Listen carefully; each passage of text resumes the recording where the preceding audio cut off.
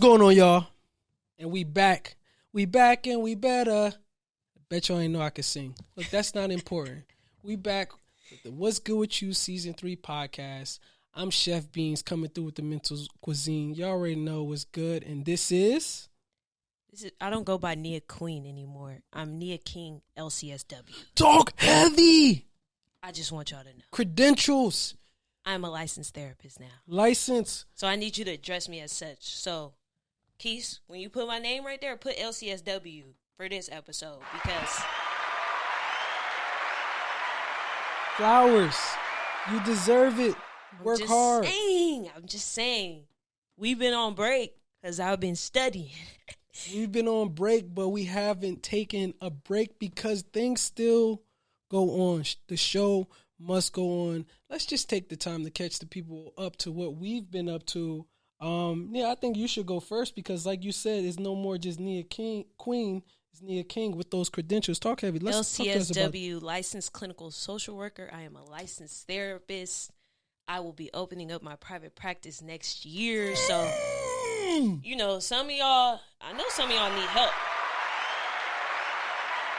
Hit me up. And I brought everybody something to celebrate this accomplishment. I got some gifts. I got some gifts for y'all. I got some little bubbly. The bubbly. Keith, I got you one too. You come get it later. You know what I'm saying? The bubblini. Thank you so much. I don't think we could drink it in here, but I just had to get something to celebrate this occasion. This accomplishment. But yeah, cheers to that. Cheers. Yeah, cheers. Guys, I had a mental breakdown studying for this exam. Oh, really? Yeah. Okay. Like it really was like one of the... I really got really anxious about it because I put a lot of pressure on myself to succeed. And, I was down with my abilities a little bit. Okay. I was down with my abilities a little bit. But thank you to Terrence, who was on season 2. He helped me out, helped me get a study strategy, and he also passed his exam, so congrats to him. But yeah, his advice really helped me, get it together because I was tripping. I was like, damn, what if I fail by 1 point? Like, what if? And sometimes those what ifs can, make you doubt yourself. But I had to lock in those last couple of weeks, like, Nia, you got it. You got it. You've been working for this for the past 3 years. You have to trust that your experience is going to allow you to pass this exam. And it was almost like, I don't know if you ever seen Slumdog Millionaire. You ever seen that movie? I don't recall what it was about. Well, he won Who Wants to Be a Millionaire, and they didn't believe that he was smart enough to win. But when you look at his life, he went through all these things that made him able to answer each question correctly. Right, leading up to this point. Exactly. So it's like all that trauma and pain and hard work that he had to go through helped him win Who Wants to Become a Millionaire. So that's kind of what I felt like at the exam. It was just like everything that I went through in these past 3 years helped me pass that exam. So, cheers to that. I'm very thankful for that. And, I started a new job. Okay. I told y'all last season that I got a new job, started that. I love it. Love working with the high school students, middle school students. I like feeling needed in that capacity. Yeah. And I could definitely tell that those schools needed a therapist there because the kids got a lot going on. Yeah. It's different than when we grew up, y'all. It's completely different, and I'm just happy to be there to provide support. And, I'm another year older, 27 now. I'm like, dang, okay, we getting up there. We celebrated a birthday over the summer, too. So, yeah, we a little older, a little wiser. And some other stuff happened, Y'all know, I'm tired of talking about dating, so I don't even want to go into that. We're going to focus on positivity on this episode. We're going to get into that a little later. We could say that for later. But Beanz, what's up with you? So much has happened since our last, because when was the last time we recorded? June? Or is it May? think it was in May. Oh, wait, hold on. We had a live show. Yeah, that's what I'm saying. So much has happened. We had a live show. I can't believe, like, we really did that. So let's get into the live show a little bit. We know we have a bunch of what's good with you feel me, people, supporters all over. So we had a live show, I want to say in June, and it went extremely well. It went extremely well because you ain't got to get ready if you stay ready. And this isn't just something that we just decided to talk about. It's embellished. It's in us. It's pumping through our veins, the aspect of people taking those internal thoughts seriously. So when we jumped on the live stage and did the live podcast, shout out to the Good News Network and everything like that. Yeah, but shout out to Keith for asking us to be a part of that. Appreciate that. Keith, Good News. Yeah. And it was just an amazing time, but the stages won't get any smaller. They'll continue to grow as the conversation continues to grow. And it was just a great time, sold out time. Our friends, loved ones came out, and they've been asking, when are you guys going to get back on stage? Mm-hmm. When is season 3 of the What's Good With You podcast coming back? So it's awesome to know that everything that we're getting out, people are listening, people are healing and growing from them, and it's just something to be grateful for. But wait, you know what was crazy though? After the live show, a group of people came up to me and wanted to talk to me like I had like a little fan club. I was like, I don't know none of these people. And they're like, oh, yeah, so tell me more about this and tell me more about that. And I was just like, wow, I'm really doing something. Like, all my hard work is not going in vain. And, yeah, that was a great experience. Yeah, I would say. Definitely want to do it again. Yeah, I would say get used to it because it's only going to continue to grow. Freaking, again, since the last time we spoke, my birthday passed, June 3rd, National Be Intentional Day. That was a hit. That was just a great time. Reshot Transparency Chapter 4, even though there's some things business-wise handling, which we'll get into a little later, I just want to say that everybody doesn't want to see you win. Envy is something that takes over a person's body faster than your favorite alcohol, faster than your favorite elevation, whatever you're taking, faster than that. Envy is something that you don't even know is in you. But when it hits you, you are responded to based off of the actions that you made to create space between people. Don't get me up here to preaching too early. They don't want to see you win. Everything has been going great. I too also got a new job. A lot of people don't know that. I'm working remote. Oh, okay. I'm working remote. I'll tell you more what it entails, off camera, but just know like yesterday's price ain't today's price. That's what it's all about, right? Yesterday's price ain't today's price, and I'm just happy to be in a position where I'm breathing, I'm attracting the love and light that I deserve, and everything is just continuously growing uncontrollably. And because of that, I'm grateful. So I'm excited to be back. I'm excited to give the people what they want and for us to continue to grow and stretch the conversation of, again, mental health and those internal conversations that a lot of people don't know how to talk about. And you kind of like skipped over your premiere. Oh, okay. My bad. Actually talk about I'm a little jaded. That was an amazing experience. And just as a spectator, watching the film, I was just like, is Beanz in my head or something? Because he just captures the dating life in LA so good.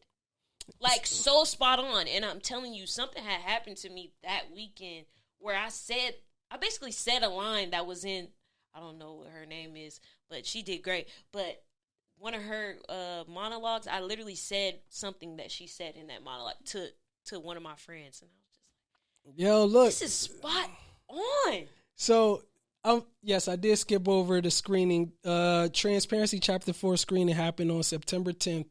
Another sold-out event. And with this, the energy or the intent behind the environment that was being cultivated was for people to see it live on the big screen, to have a host, to have those conversations and everything like that. And the feedback that was given after the screening was a lot of people, that's something I didn't even know I needed. Those conversations were so necessary. Oh my God, did you write all of this? Oh my God, did this actually come from your mind? A bunch of different things. So just as I spoke about at the talk back during then, I struggle with receiving flowers. but it could be imposter syndrome, a lot of different things. I'm not about to be up here and self-diagnose myself, but it's things that I'm working through. But at the same time, I think, especially people who've known you for a long time, it's like, yes, it came from my mind. Absolutely, yes, because it's not that people think that you're incapable. I think when they see certain things on a large platform, they put people on different pedestals, but we all have that greatness and that genius that exists inside of us. Some of us take steps towards bringing it out. Some of us might hit do not disturb, but I'm radically leaning into everything that makes me grow, and everything that people are seeing me produce is a reflection of that. So I'm grateful that you was able to help volunteer, interview people at the end of it, everything like that. I'm happy for all my peers and loved ones who helped out. But yes, this is just the beginning. Is just, again, just the beginning. But I'm grateful because I prayed, I want to say at the end of August or the top of September, dear God, please remove everybody and everything that isn't for me. And sometimes it's the people who disappear who you least expect. But you got to be even grateful about that. So are you ready to pod? Because I'm ready to flipping pod today. I'm ready. I'm ready. And I want to thank everybody that tuned into season 2. I just wanted to share one of the reviews that we had. It says, such a beautiful atmosphere with every episode. Both of you are so transparent, intelligent, and amazing souls who bounce off of each other effortlessly. You know, I when I saw that, I was like, who wrote that? Did my mama try to write that or something? But it was somebody I don't even know. So that's I appreciate awesome. All the reviews and everything. But also, you know, some people wasn't too happy about some episodes. There was some reviews like that where people got... Well, I got blocked. Oh. I got blocked. Yeah, some people are mad. But let me just tell y'all this. I know what that is, but yeah, go ahead. If you have been a part of my life and you did me wrong and it caused me some type of pain, you're going to be on the show. You're part of the story. You're a part of my story. I'm sorry. I'm not going to sugarcoat it just to save face for you. And I don't even say nobody's name. I don't even give no descriptives of the person who or people who do me wrong, but this is a part of my story. So if you mad that I'm saying something on here, like, have to stay mad. I'm sorry. If it don't apply, let it fly. Yeah, like I'm sorry. You could block me. You could block the podcast Instagram page all you want to. It's fine. But this is my truth, and I'm not gonna hide it to make you feel comfortable. Right. I'm sorry. But yeah, we gonna pod today. What you got, Chef Beanz? What you want to talk about today? So. I want to start off with this concept and this theory that I came up with in my head. You could correct me if I'm wrong or give your point of view, but I feel like in media, they've been highlighting divorces and breakups more than love. That was on my list, bro. Yo! That was on my list. Yo, I feel like they've been highlighting it more than love, and I kind of have my own theory with that because we got, you know, potential Nia Long and her dude situation, right. Tia Mowry, Megan Good. It's the little squiggly red line that you see between the couples, and I feel like that isn't as blown up as marriages and love and cultivation and what it looks like to be in a monogamous relationship. Because at the same time that I'm seeing divorces and things like that get highlighted, I'm also seeing people fight for laws for what it would look like for a polyamorous marriage. And benefits in that magnitude, or just like different things like that, and it's just very interesting. Have you noticed that as well? Man, that was on my list of things to talk about because Tia Mowry and her husband been together for 14 years, right? And it was kind of like, what? It caught a lot of people off guard. What's going on? It caught a lot of people off guard, and then it was just like a ripple effect, like divorce. But what is your theory? Because I have a different perspective that people, you know, may or may not agree with, but I want to hear yours first. Well, of course, divorce isn't something that's not happening. Right. But I think a lot of people, they glamorize these celebrity relationships and marriages and title them as goals. Oh, I want to be like that person. Oh my God, that's what true love looks like. Not knowing on the back end, there's real life things and just normal human things that happen. And I don't even fall into the line of people trying to even display perfect relationships on the internet because I think it's all fake. I'm always feeling like somebody's trying to sell me something. So when it comes to like breakups and things like that, I'm never surprised, rarely invested, because I know most of it is a facade probably connected to something else. Oh my gosh, we're breaking up. Oh, I had to choose me. But check out my book on how I chose me.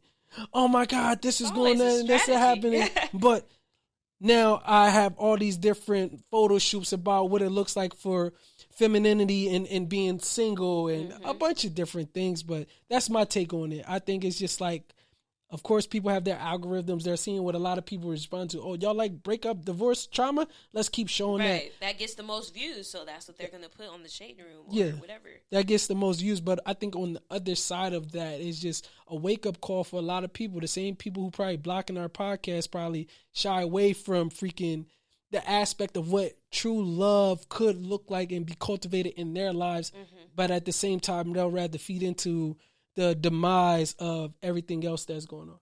Yeah, I think it definitely made me look at marriage a little differently. Okay. And I feel like a lot of women, we idolize marriage, or a wedding, I should say, without really understanding what it takes to keep a marriage going.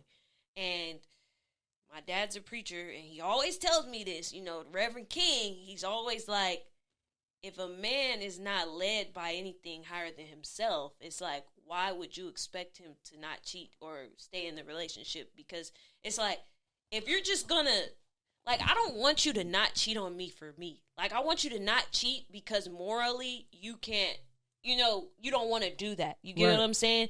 So my dad always told me that, and I still believe that. Like, if a man don't have no higher power or nothing that he's answering to, like, he's not really gonna be faithful to me, because what is his morals and values based off of? Right. I'm not saying you gotta be Christian. You could be Muslim. You could be whatever it is. But if you don't hold yourself to a higher standard spiritually, mentally, like, I don't really expect a man to just be faithful and stay in a long marriage. And also, too, we're looking at celebrities. These are people with a lot of money, a lot of access to women, a lot of access to, other things, or even they can idolize their career more than their marriage, or they prioritize their career more than their marriage. So that's a lot of times that's why it fails. So it's just like, I'm surprised, but I'm not. But every time I see that, like, my dad's words kind of ring in the back of my head. It's like, if he's not being led by something, then why y'all expect him to just be faithful? You know what I'm saying? Like, what's really holding him together as a man? I think that's also still just one side of the story as well. Right. We grew up on T and Tamara. We grew up kind of feeling like they were like our older sisters or our childhood crushes or whatever. Right. So I think the majority of people are going to lean in and side with her, because it's like they're looking at her from sister to sister, not taking that aspect of her and knowing that she's still a human. She still has her highs, her faults, her whatever. And when it comes to what's her dude name? Corey Hardit. When it comes to Corey, not saying he was perfect in it, but he also has a side and perspective as well. Yeah. But when it comes to situations like this, again, a lot of people, or most people, are going to side with the people who they're familiar with. And when it comes to just celebrity, being a celebrity, people side with the characters that they acted out as opposed to the content in their character, or whatever Martin Luther King said, something like that. but it's like, you side with that. And again, I'm not trying to sound like I'm knocking Tia, but because I still have love for them. We just don't know the full story. So it's just like, it's just interesting to watch, observe, and see how people respond to, I guess, the downfall of some of these relationships that they idolize or might have seen on Black Love, or oh my God, that's what love looks like. No, they said the Black Love show is cursed. Oh, yo, because everybody's splitting up. A bunch of people who, but it's just it's an interesting. It's just very interesting, and that's just something I watch. I don't know what the behind the scenes aspect of it. I don't know if they're just showing love or marriage isn't always glitter and gold. Here's the downside of it. I don't know if it's laws on the back end that are being passed to kind of tell you have options. Like, don't settle if you don't have to settle. But I mean, I think I heard somebody say they think like social media ruin relationships, but also I don't really think it's that. I feel like it has to do with the pandemic, and then now we outside. We survived the pandemic, y'all. Like it's really winding down, and no more masks is at the schools anymore. But anyway, I say all that to say, like, the life that I had during the pandemic is completely different from how I live now. Right. So think about it. If you're a celebrity, especially like somebody like Corey Hardick, who has a high rated show with All American Homecoming and everything, like, he's working more. He's, in the spotlight more. Maybe things change for him in his life. Maybe he's not the same person that he was. So, let's not assume that he cheated. Let's not assume that every guy cheated. Let's not assume that it's always the man's fault, because it's not. It's not, y'all. We gotta give people a break. But yeah, I don't like how they're highlighting divorces either. It's just something. It's just something to just.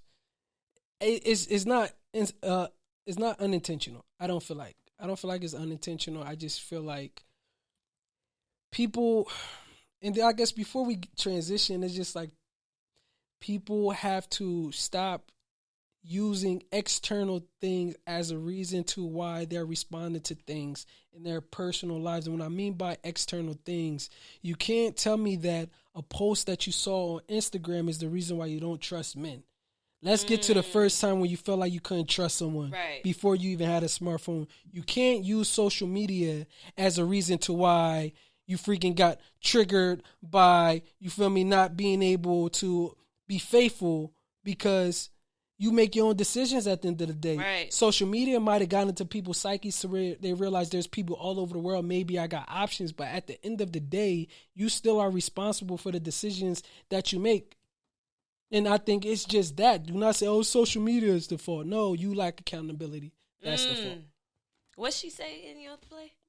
What'd she say? She said men don't want to have labels because they don't want to be accountable or something like that. Right. It's like men don't want the responsibility of titles because it'll hold them accountable for something that they actually signed up for. So operating in the gray is kind of like, well, I never said that.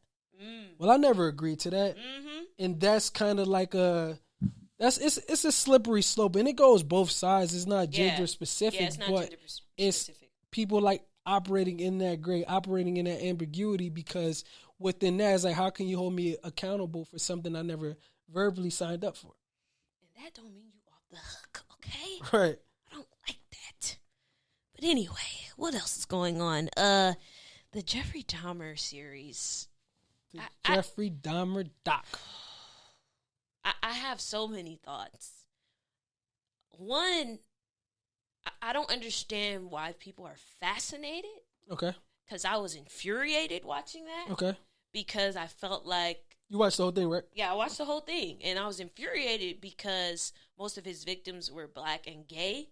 And I feel like he got away with a lot because of that. Right. And that was like the most infuriating part, because I've heard of him before, but I never knew how many of his victims, 11 out of his 17 victims were African American, and the rest were, minorities. I think it maybe was like one white person, out of those 17. Like a couple white dudes. Yeah. So it was just like watching that, and even like seeing Niecy Nash character calling over and over and over again. Now, y'all know if it was a black man, they called once, it would have been a wrap. Okay? But since he was white, he lived in this neighborhood, and all he did was say, oh yeah, that's my boyfriend.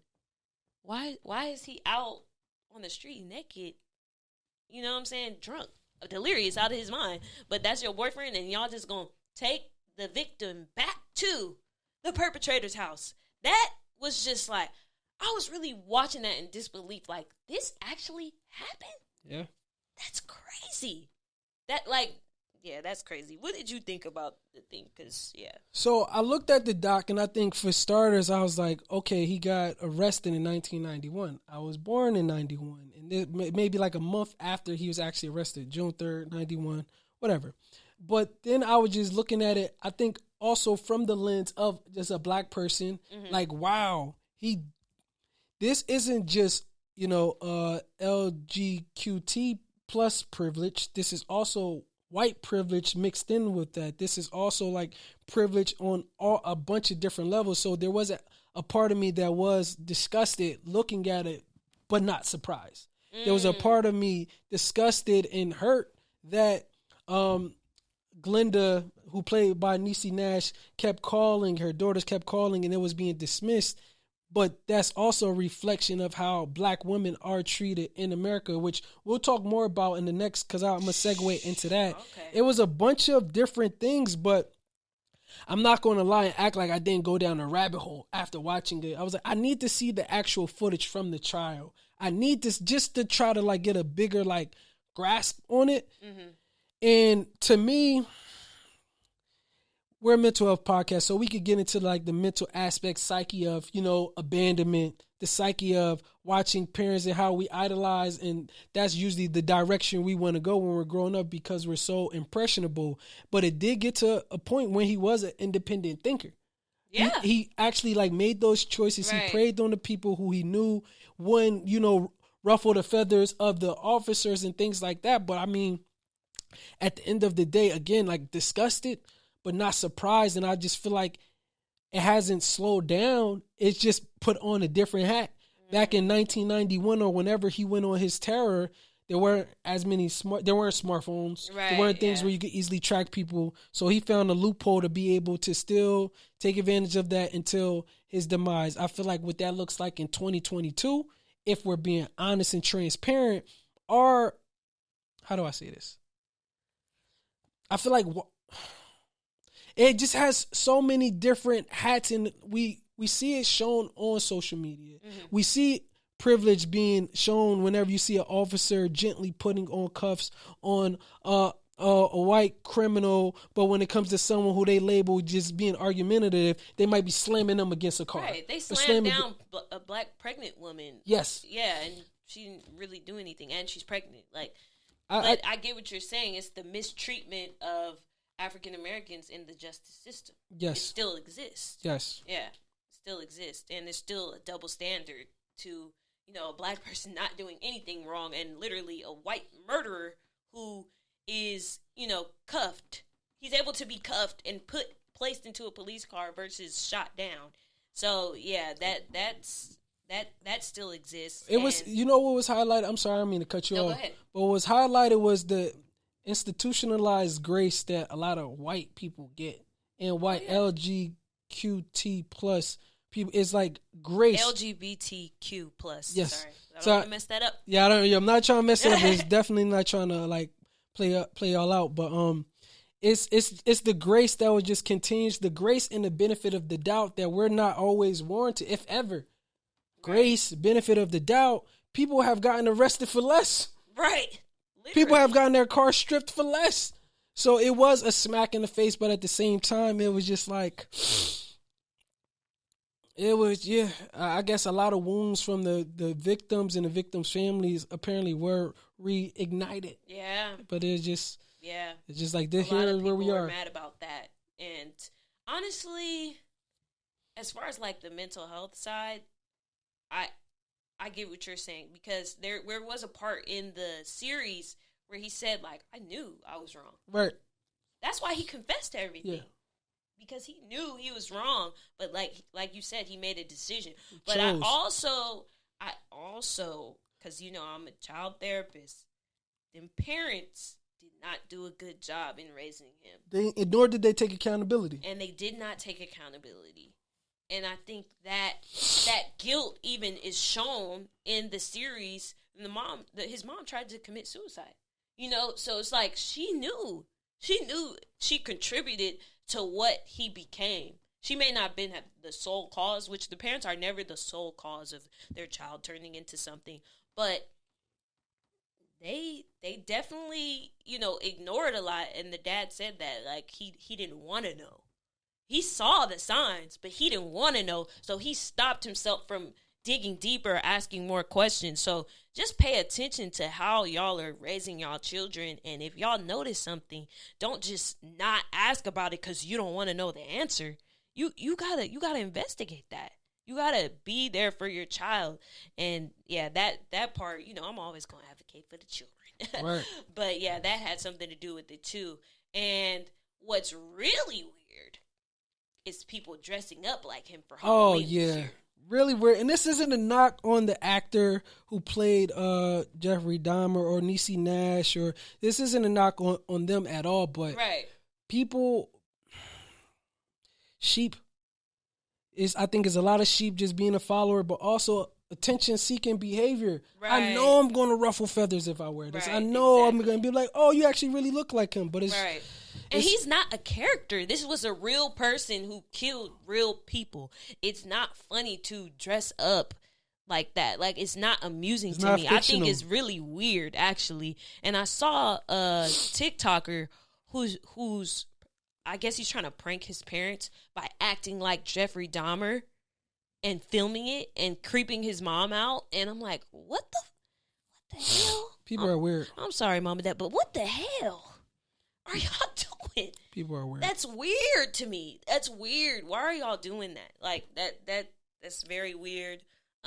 But my heart does go out to the victims' families, and having to see that, I don't know if I can handle that if I was a part of their family. Like, I don't know if I could handle seeing that and seeing, a reenactment of what it was like for my loved one to get murdered. So, yeah. You know what I think? I feel as though a lot of the production companies and people who are basically capitalize on the situation, even if you're trying to raise awareness, even if you're trying to tell a story, even if there's some philanthropic aspect of it, I think the park that was never built, if it's kind of like, okay, you should also champion that. If you want to champion the story of reigniting, also champion the aspect on how you can still mitigate the wounds or champion the people who were actually really impacted by this situation. Of course, we can all say we're impacted as Black people, but I'm saying like the families specific, like what's being done in that aspect of it. If you're really trying to say, look, just telling the story, but also this is how I'm helping mitigate the wounds. Right. At least give them some money from the series or something. I don't know. Do something to lift them up. If they haven't already, that's just like my take. I don't know what's going on behind the scenes, but that's just my take. Yeah. And you had another point that you wanted to bring up about Black women being ignored. Yes. I want to hear that. Yes, because I just be watching stuff sometimes. So before I get into it, let me just play the audio of this Viola Davis interview on Sirius XM. Y'all ready? I'm ready. Check this out. I love Viola. I have, to some extent, if I were to be brutally honest, always felt invisible. As a woman, as a dark-skinned Black woman, the labels, what you have to fight. I remember hearing a man years ago, he was a white man, who said, I don't think any Black women are attractive except for Diana Ross and Donna Summer. And he felt very comfortable saying that. And I've always felt like I'm waiting to be introduced to the world as Viola. I want people to see my beauty. I want people to see my mess. I want people to see my humanity. And so that was a fight with this film. Yeah. Because talking Black about women in this King. film are seen in all of their glory. But you know what? This is one time it was worth the fight. Yeah. Was it a deal breaker for you? Yeah. Absolutely, it was a deal breaker. I mean, at some point, you have to understand that, listen, I think that I have achieved great success in my career. And I have to be honest, I thought it would feel different.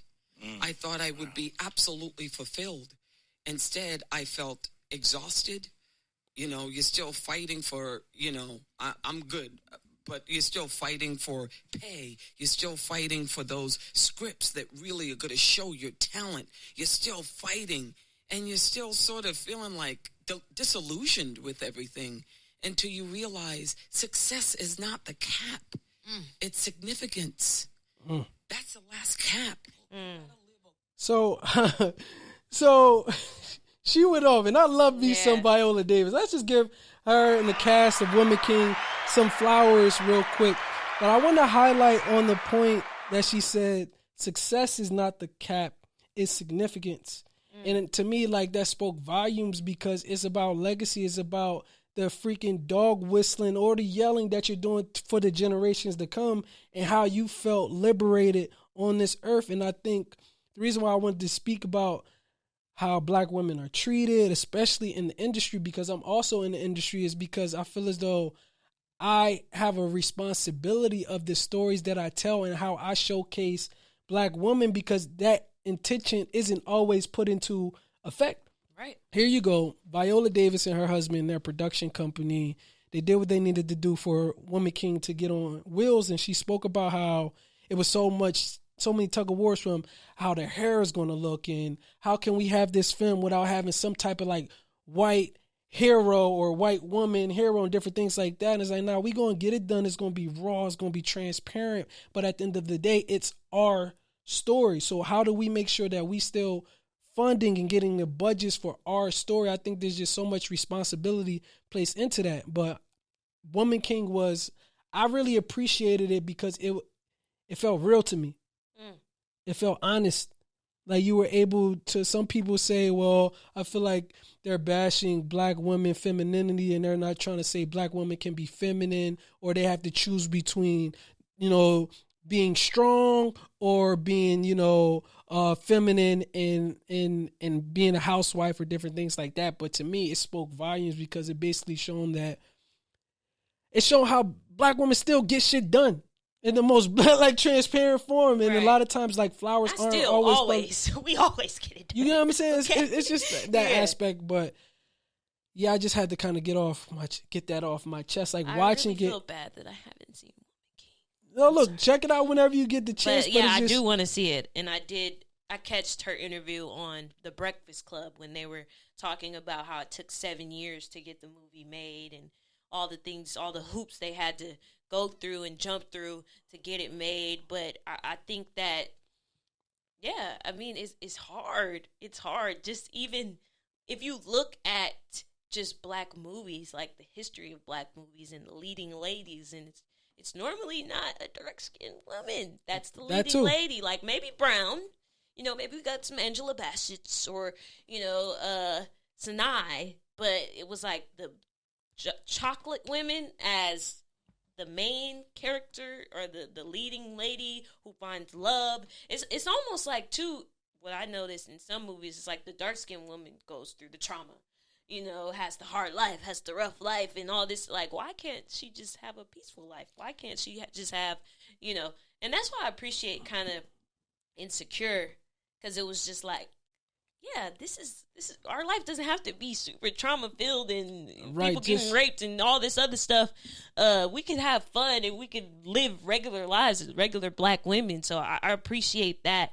And Viola, she's amazing, but it's unfortunate that she doesn't get compensated as she should. Because it's like who's better than Viola right now? Like Viola is definitely a beast. I mean, I think it's funny that you brought up Insecure, because I also was going to talk about Issa Rae.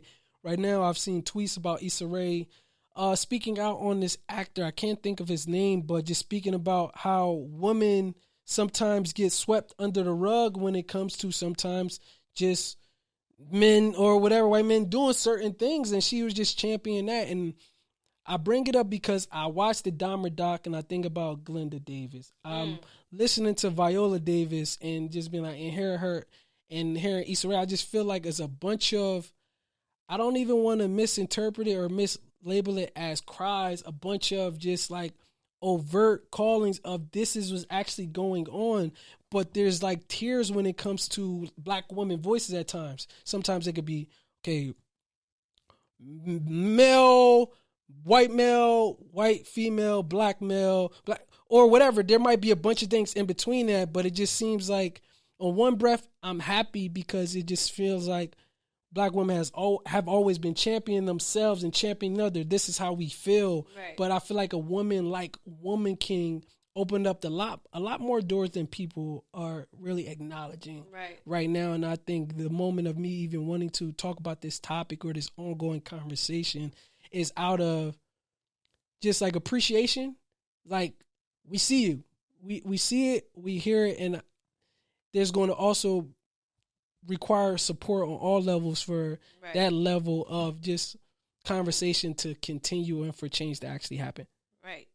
Success and significance is two different things. Like, we see a lot of Success can be an illusion. Right, exactly. We see a lot of successful dark-skinned women in leading roles now, but it's like the significance of them, are they getting compensated? So that's a great way for her to word that, because it's like, just because I'm here, that don't mean that I got the bag that I'm supposed to get, or, so yeah, thank you for bringing that up. I think we could get into, our topic. Okay. Now, we went through, well, I did want to mention one more thing, but I don't even want to give it. Give it to him. Give it to him. You're going to give it to him, give it to him. Honestly, I at this point, it's kind of sad to me, the whole Kanye situation. The Yeezy, okay. It's like, and I really liked the documentary, the Genius documentary. And I did as well. My heart went out for him, because that relationship that he had with his mom, it was just so beautiful and so supportive and so loving. And, I kind of understood why he lost it, but now, like, I'm starting to think that he has, like, narcissistic personality disorder. Like, I'm not even playing. Okay. Like, I'm not even playing. Like, he does things for attention, and it's no remorse. And it's like he thinks so highly of himself, like he could do no wrong. And it's no accountability. It just, if you look up the diagnosis for narcissistic personality disorder, Kanye West hits all of those things. And it's just like, at this point, people who are supporting him, like the White Lives Matter. I think I'm sorry. Go ahead, because I'm just. I mean, to me, when it comes to Kanye, I don't feel like he's as loopy as people try to diagnose him as. I don't think he's as off as people think he is. I feel as though there's a lot of intention behind all of his actions. And when I say a lot of intentions, it could be at the detriment of other people's mental health or situation. But to me, I feel like he's definitely just focusing on whatever he has in mind. Narcissistic, whatever my intentions are, cool. But I also think about Donald Trump. When I think about how Donald Trump won the election, he won it by just yelling, being loud, even if things weren't true, even if he wasn't going to stand there. Hey, y'all, this, boom. A bunch of people retweeting and stuff, not knowing attention is attention. Right. Kept doing that until messed around, won the election. Kanye, too. Like, what feathers can I ruffle so I can get the most eyes on me? I'm gonna wear this shirt at Fashion Week, so all the attention is on me. I'm going to say these things about Lizzo. I'm going to do this, screenshot my conversations with these people, different things like that. But guess what? I haven't heard a podcast yet that hasn't been talking about him. I haven't been in certain places where like, yo, you heard what Kanye's been doing? Different things like that. So if that's his intention, he's succeeding because all he's going to do is probably get low and then sell something. Right. Get low, sell something, apologize without apologizing, and then it's kind of like, boom, because it's the same thing that keeps happening. Yeah. Let me rally up as many people as possible, get low, sell something, maybe slap some, I was going through it, on me, do a doc, yo, around this time in 2022, when I said that, this was actually going on. So it's just like, you feed into what you want to feed into, but when it comes to things like that, I just view it all under one big umbrella of propaganda, and what's this person trying to sell me? I think it's a combination of both. Like, before he was acting this way, he already had a knack for, getting people's attention. Right? And then also, he's admitted to having bipolar disorder. Mm-hmm. He's admitted to not being on his meds for that. So I think what I see, and this is just me because I analyze everything, but what I see is just, I do see that genius part of it to get the attention, but I also see what it looks like to be untreated and have a mental health issue. So it's like when you have those things clash together, you get outrageous, and then you also get just flat out wrong. You know what I'm saying? Because there's nobody's treating, nobody's checking it. So I think it's a combination of both. Like, I'm not gonna just write it off like, oh, he's crazy, but yeah, he knows what he's doing, but also that man need help. And on top of that, when it comes to accountability, right? For everyone who feels as though Kanye is, all for the things he's doing and post. I'm one of those. I don't feel like the White Lives Matter, you feel me, attributes to the succession of black culture, black people at all. How do we hold them accountable? How do people hold them accountable? You hold a person accountable in positions like that by not supporting. Right. But, okay, if you really feel this type of way, or like even if it comes down to like the music aspect, if that's a way for you to hold a person accountable, because once you attack the pockets, you'll get a person attention like that quick. But at the end of the day, it's kind of like people might say certain things online, but also not really stand firm in that in reality. Oh man, F this, F that. But like you usually get on the phone like, yo, my bad. I actually want you to come to wherever I am in Wyoming and let's do this interview because I really feel some type of way. Or would you like to be on my song because I wrote a song about how I'm about to heal? So you know what I mean? If you're going to stand in something, if you're going to pick a side, pick a side. Don't get me started on pick a side. I got a whole nother box. That's what I want to get into. We're going to get into that. Because the theme of like what I wanted to talk about is just trusting the process. Yes. Because you have a very interesting story about how when you first came out here, and I saw you recently post like one night you had to sleep in your car. Yes. And I was just like, I slept in my car. Beanz really believed in the process. Yes. To get to where he is now. He's not even done yet. But I just want to, kind of interview you about Let's that. Let's do it. It's like, what does that look like, trusting the process? And when you first came to LA, what were you thinking? Like, really? So I'm going to walk you through it. So here I am. It's currently October 1st, 2018. I see the palm trees. I feel the weather. I see a Hollywood sign. I notice at the bottom of every palm tree, there's a person experiencing homelessness. So I'm like, wait, this isn't what I've seen on TV. But I'm reminded of that I'm not on vacation. Mm-hmm. So I have these ideas. I want to monetize my creativity. I've already kind of came up with the concept of transparency. I don't really know where I want to go with it, but I'm like, all right, cool. And then thing after thing just kept piling on top, from the crib falling through or freaking not having as much bread as I thought I had. So I'm choosing between, okay, do you want to stay in the hostel or you want to stay in the car? You go to the hostel is crazy.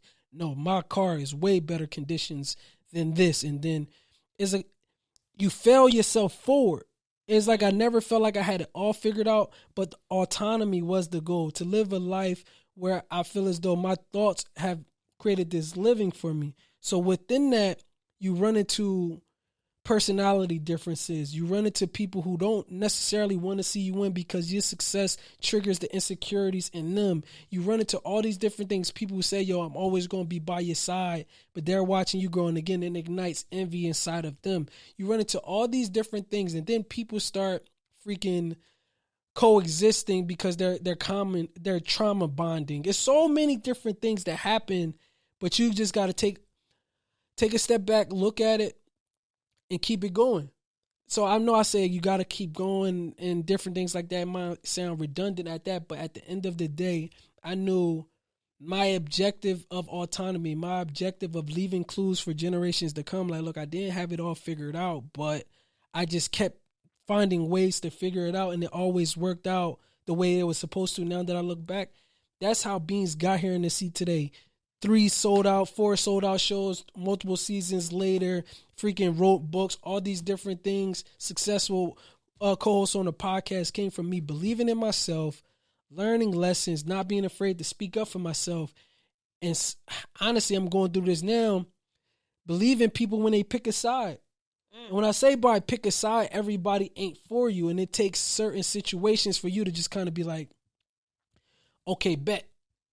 When it comes to that, okay, bet, Meek Mill said it when him and Drake was beefing. At the end of a song, he was just like, you picked a side and now you stuck.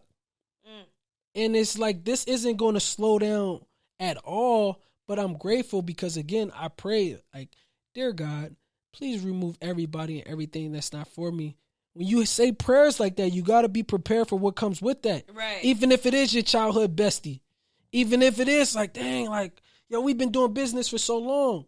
You don't always know the internal conversations that a person's having with themselves or with other people that could be to the demise of whatever you're going through. You just got to be equipped or prepared to just be like, thank you for exposing who you are. Right. Just wait till you see my next trick, though.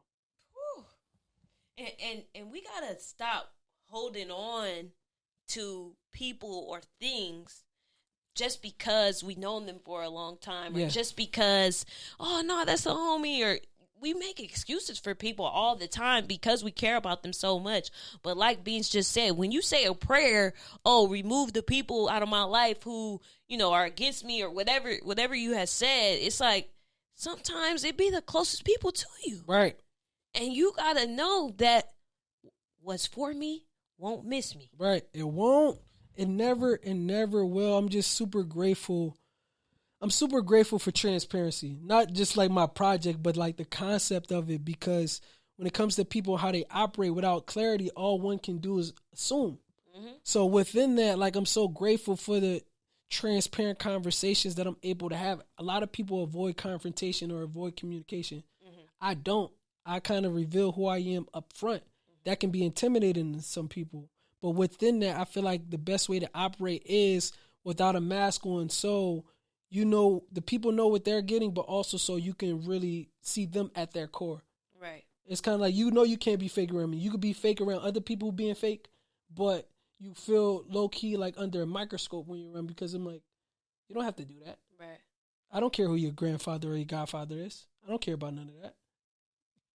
Work is the work. Mm-hmm. The work is the work. And I'm grateful for staying committed to my aspect of integrity, my aspect of I forget the Martin Luther King quote, judge people by not the Kool-Aid that's pumped in their heart, but by the content in their character. No, the color of their skin. Oh, my not bad. By the color of their skin, but the content of their character. My bad. A lot of people heart pump Kool-Aid. So that's my great-great-grandfather. So I was about to say, it wouldn't be off. Gotta get it right. It's just people, man. I don't know. But before we get into, because I want to ask you what you're hinting at. Okay.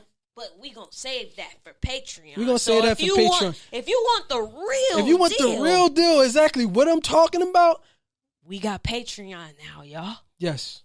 And my real fans, my real listeners, I know y'all gonna tap in. Yeah. I know y'all gonna tap in. But if y'all want to hear the real thing, this is where you tune in to Patreon for the full episode. Yes. Okay?